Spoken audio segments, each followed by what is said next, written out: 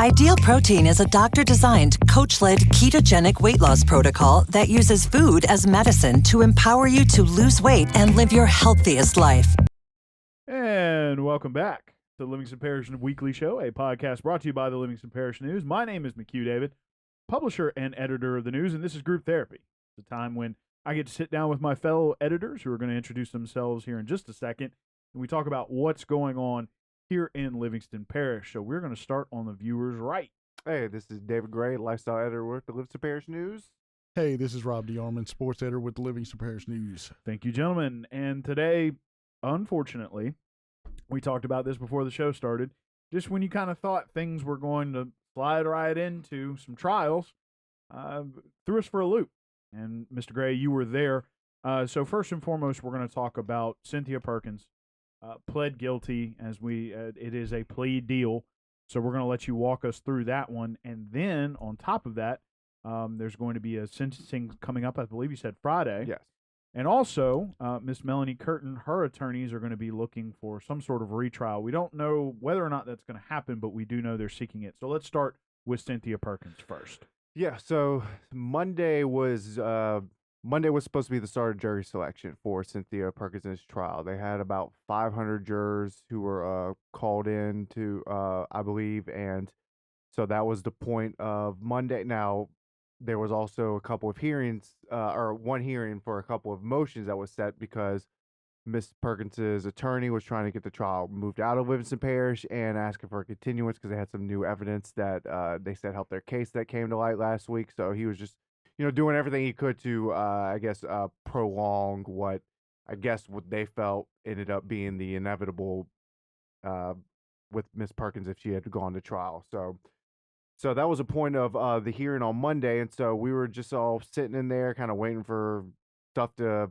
happen, and, Miss Perkins' attorney kept going back to have little conferences with her, and then the judge, Erica Sledge, had conferences with attorneys from both sides. So me and the other reporters are kind of just wondering what's going on, and then we overhear them talk about plea deal, and then, our eyes get big because we're thinking we're about to start covering a trial, and then then we hear plea deal, and then that ends up being what had happened. So Miss Perkins was originally, she was going to stand trial for 72 charges, which could have put her in prison for the rest of her life if she had been found guilty of all of them.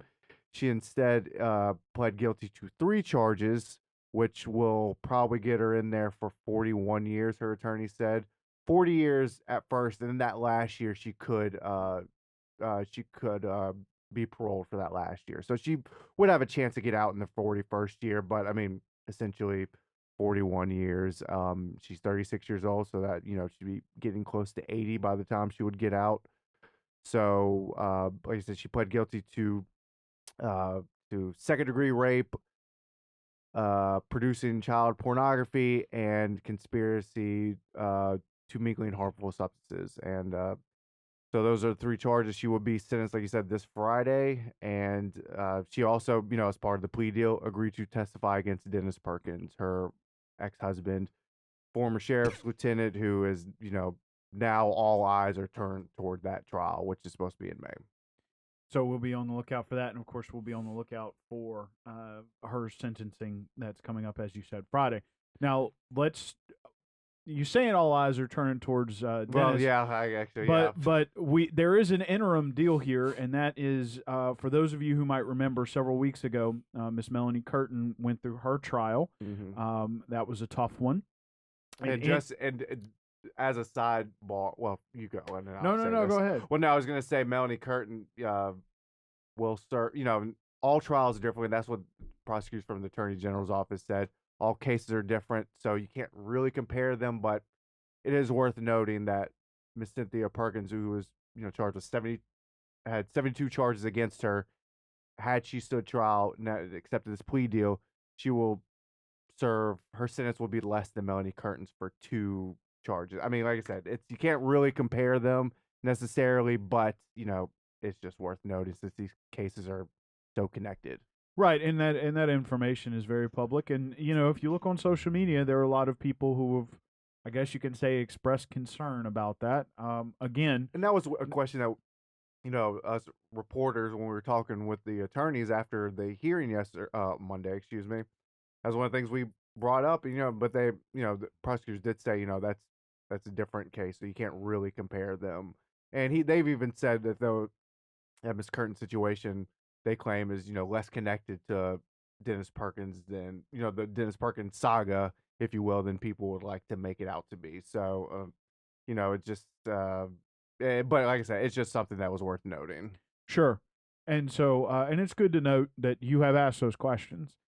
So her attorney, we are focused on Melanie Curtin Yes. for the time being, as we wait for sentencing for Miss Cynthia on Friday, and of course, Mr. Dennis coming up in May. Her attorney has requested a retrial, or will officially yes. Okay. Yes. Requesting a retrial. Tell us about the grounds. Well, yeah, that was the attorney had made that pretty clear. A, right after the trial, and B, in January when Melanie Curtin was supposed to have her sentencing, but some people in his office, he said, had COVID. People who would have been doing the paperwork, because you only have, after a trial, you have a certain amount of time to request a new trial. So he pushed for a continuance because, or excuse me, he pushed to push back sentencing because they were delayed because they had people get COVID. And so her sentencing was supposed to be the day before Miss Cynthia's would have been, but that has now been pushed back to May because, he has requested a new trial officially because there was what they called impropriety. God, how do you say that word? I cannot. Improprietary. There you go. Yeah, with the jury deliberations. Yeah, sometimes words you know how to read them, you know what they mean.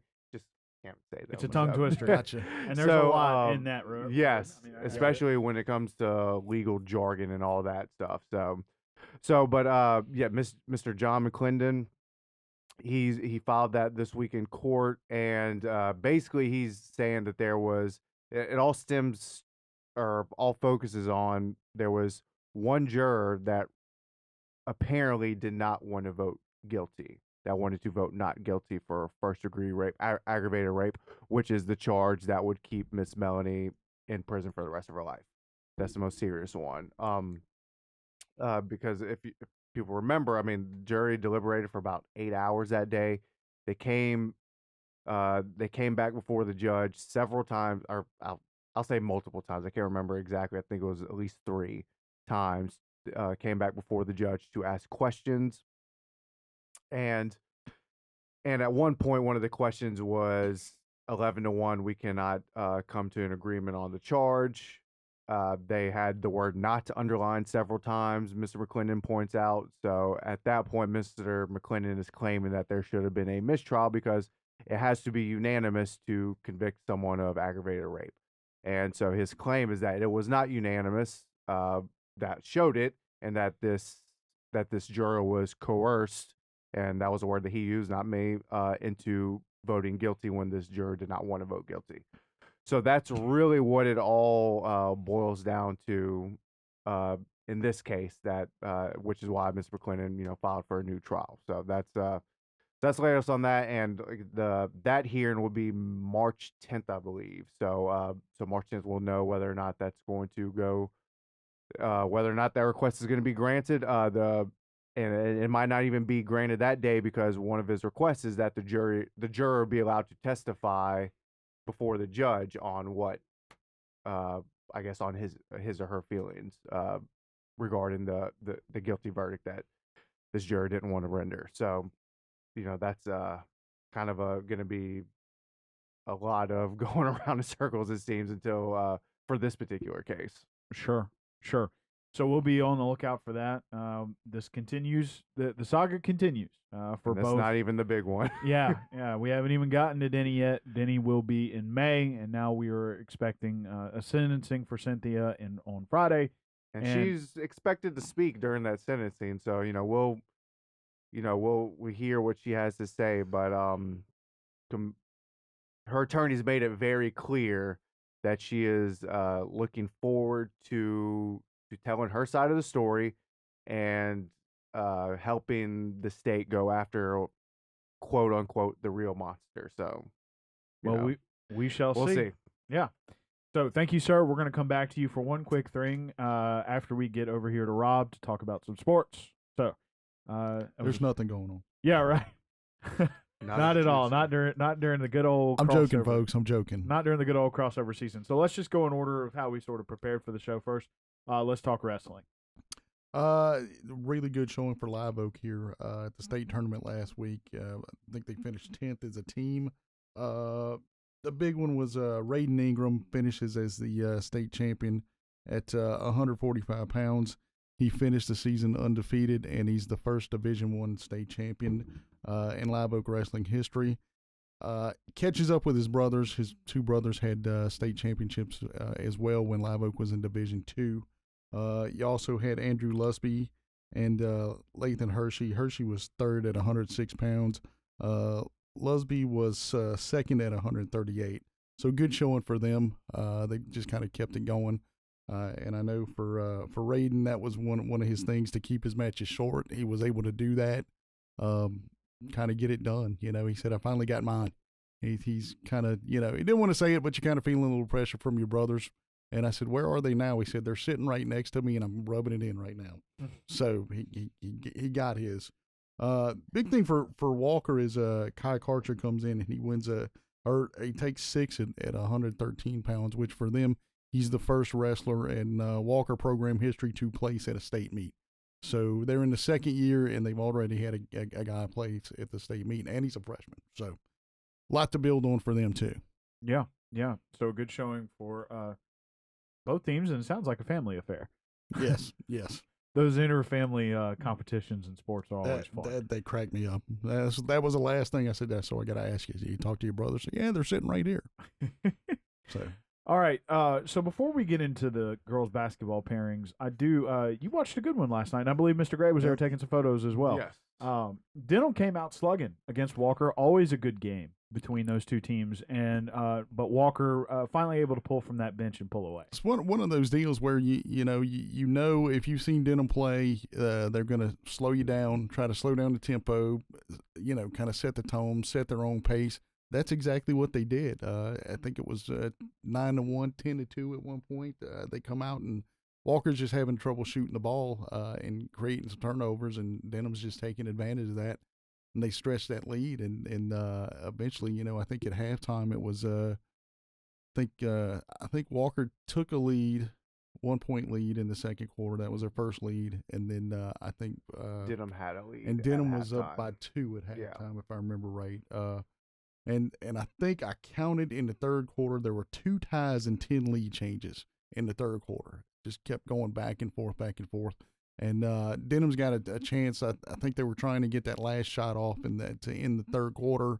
Turned the ball over. They eventually worked the ball to Warren Young Jr., and he nails a 3-pointer right at the buzzer to put Walker ahead by, I think it was 4 going into the fourth quarter. And then I think they went on like a 13-1 run to start the fourth quarter.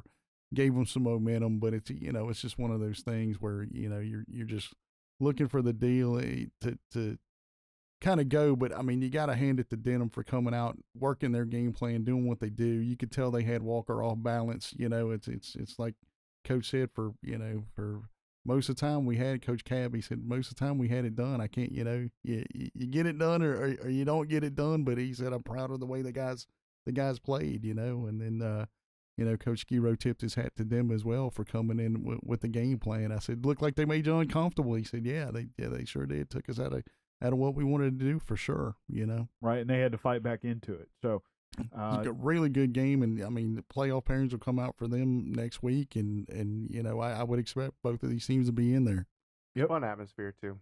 Oh, I mean that was it at right Denham or before. Walker? It was at Walker, Yeah, but okay. you've got the student section. You got student sections going back and forth, Fun. and it was. I mean, that's what high school athletics is all about, man. We're just having fun, and you've got that playoff atmosphere that you're gonna see coming up here. So it gets both of these teams kind of used to it. For Coach Skiro, he said that you know, playing Denham is probably about what they may see in the first round in an opponent. So he goes that sets us up, you know, great. And they've got a big game tonight. Walker does. They'll be hosting Scotlandville tonight. So another big one. Oh, and that's always a slugfest, just like them and Denham. Yes.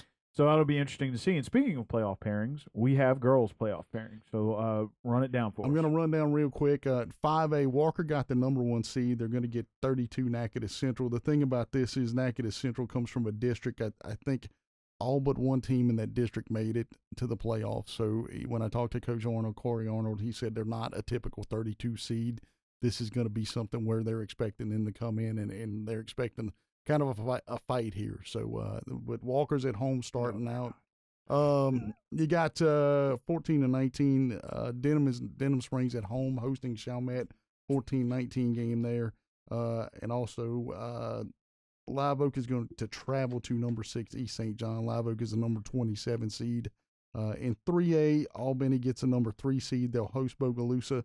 Bogalusa is in their district, so this will be the third time they played them, probably here in like the last month or so. Oh, so that was, and talking to Coach DeRouche, he said that was a matchup neither coach wanted, but it's just one of those things that kind of happens. There's nothing you can do there. In 2A, Springfield got the number 8 seed and will host St. Helena.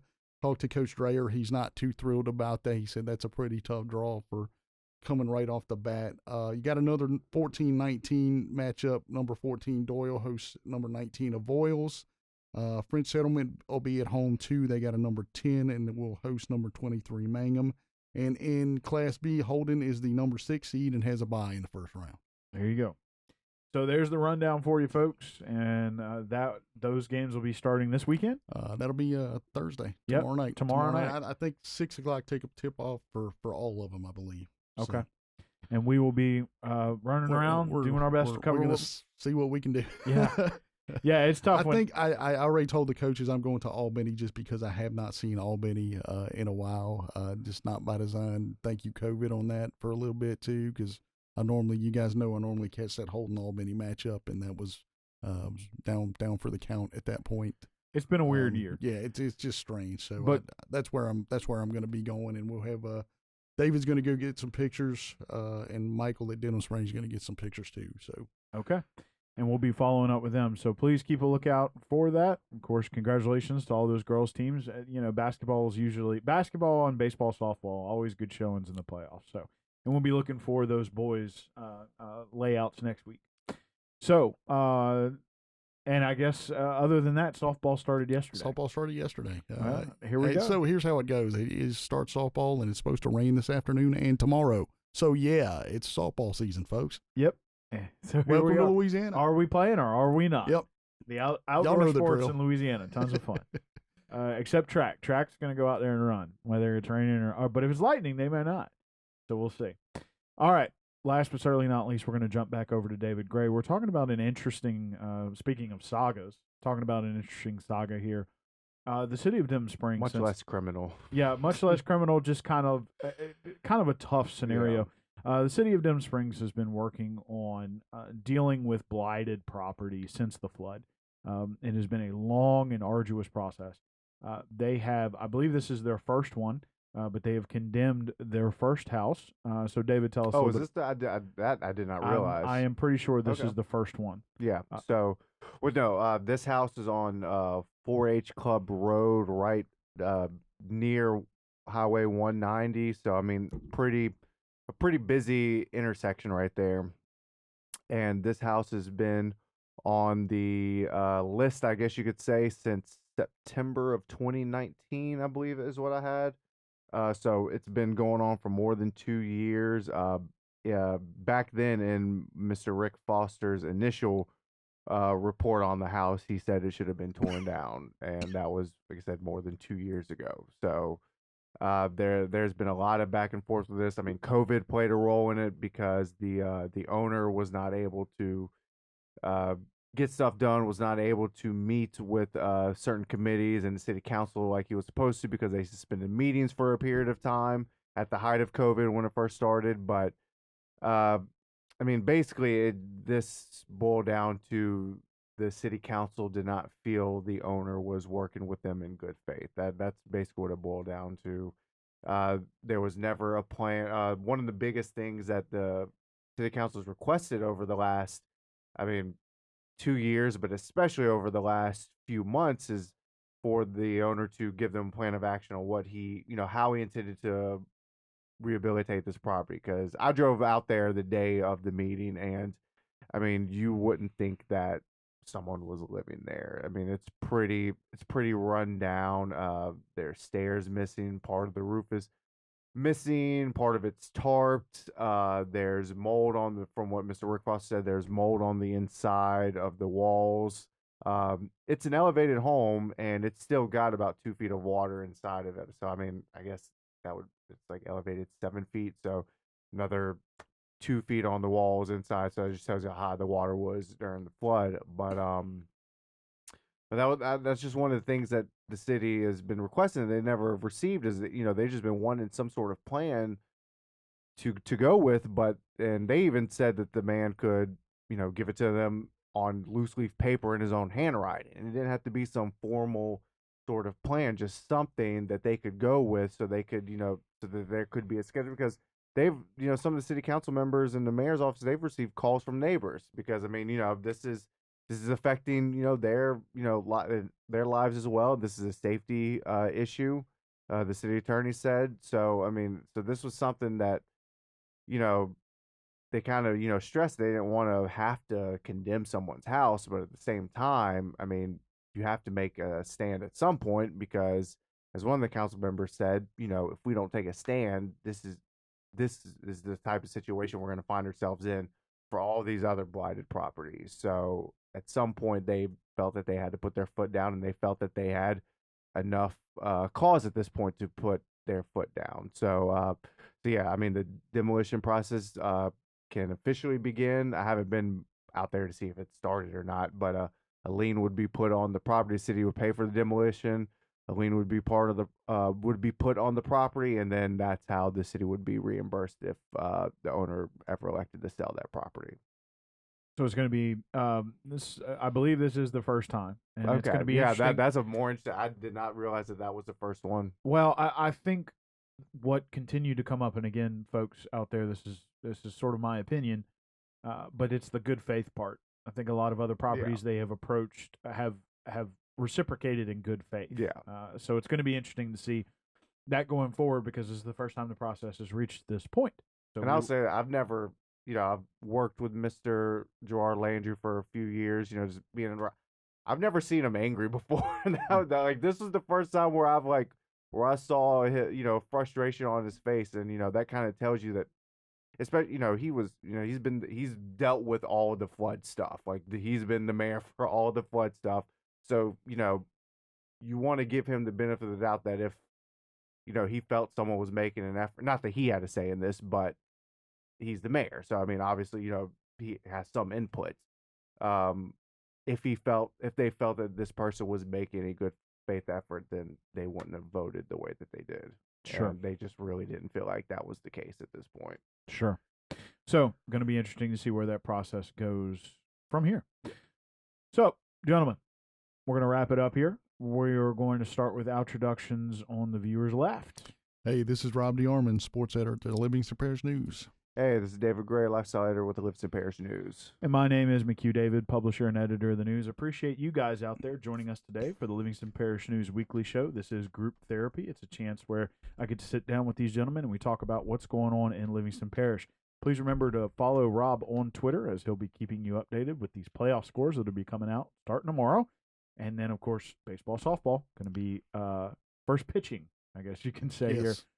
Pretty soon. Although, unfortunately, you and I being baseball fans, who knows when we're going to get pitchers and catchers reporting for Major League Baseball.